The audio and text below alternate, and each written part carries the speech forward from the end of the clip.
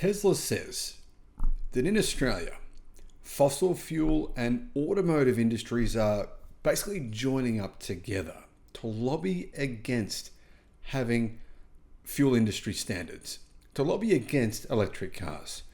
And they're right. This is what's happening. Hello, my friends. Welcome to the channel. I'm Sam Evans. You're watching the Electric Viking.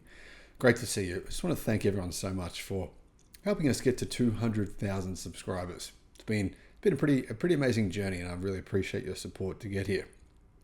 Tesla says the Australian Automotive Industry Lobby Group is basically getting together with fossil fuel industry lobby groups to delay climate action by making false claims about the government's clean car policy. Now, one of the things that Toyota and this lobby are saying is that there isn't enough car mechanics to service electric cars. This is the kind of narrative you might believe if you don't own an EV or if you know nothing about them. Now, when I first bought a BYD car, I took it to the dealership where you get it serviced, the service center, and I said, what are you going to do to it when you do a service? They told me basically nothing. I've actually got that on camera. If you want to see it, I can post that video on camera where they say basically nothing. The truth is, there's a few little things you have to do when you service the car, but very, very few, and not things that you need any specialist electric car expertise to do. The EV maker, Tesla, said that the Federal Chamber of Automotive Industries, or the FCAI, the main automotive industry lobby group in Australia, or the main automotive industry body, is attempting to increase emissions by 2030 instead of reducing them by using a variety of falsehoods to mislead the Australian public. And to be honest, the Australian public are easily misled on things when it comes to electric cars. There's a very anti-EV narrative still in Australia, unfortunately. Tesla is a part of the FCAI. They hold a board seat. They are an active lobby group member. Fortunately, it's a good thing. However, The Guardian reports that Tesla is claiming the FCAI is running a concerted public smear campaign against the government's clean car policy by aligning with automakers such as Toyota, who want to delay action on the climate crisis. The FCAI has several members that have ambitious climate goals, which include Ford, Volvo, Mercedes-Benz, and Jaguar Land Rover. Each of these companies have stated that they will eliminate internal combustion engine production and sales in 2035. So they're not the companies that are lobbying against EVs and against cleaner cars in Australia. It's primarily companies such as Toyota, Nissan, Mazda, Subaru, primarily, to be honest, it's primarily Japanese car companies. And the reason being they don't manufacture EVs for Australia right now. Or if they do, it's in very minuscule numbers. Tesla said in a submission to the government that the FCAI's job was to represent the views of its members, but instead it accused the group of only aligning with those who wished to delay action against the climate crisis. The report states that Tesla also openly discussed within the FCAI that the lobby group would not cut emissions prior to 2030, which is shocking.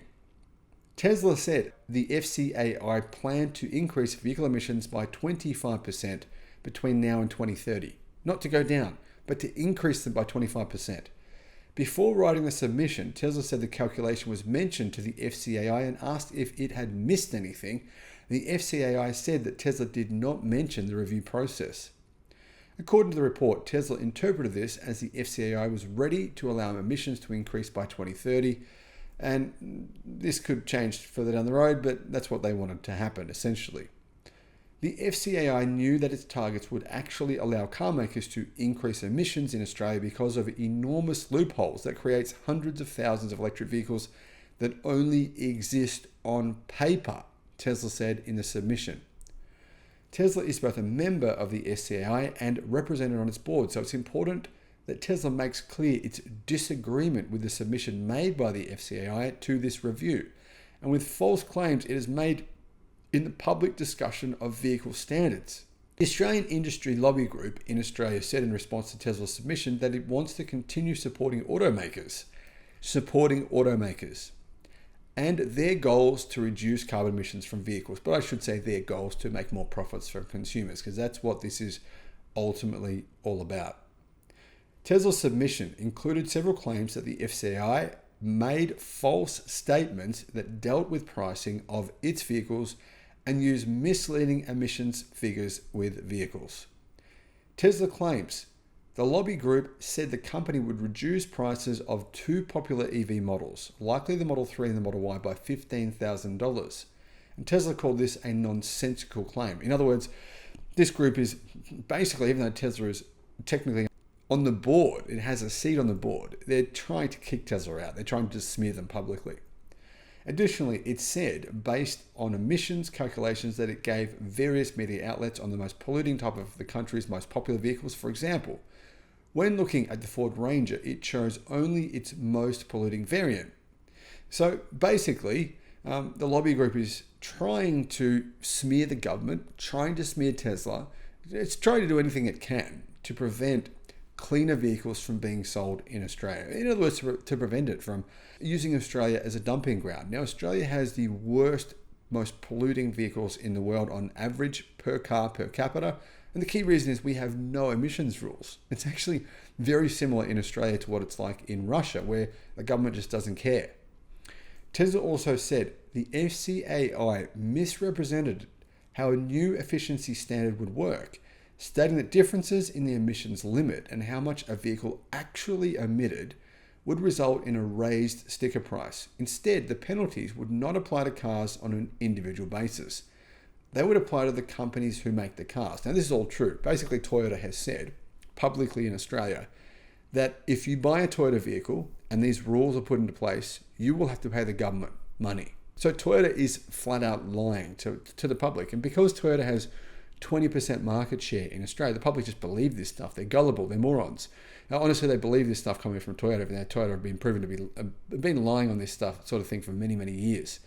The truth is that the automakers get penalized, just like in China and like in Europe and like even in the United States, where they have to pay fines for polluting or buy carbon credits from companies like Tesla or BYD.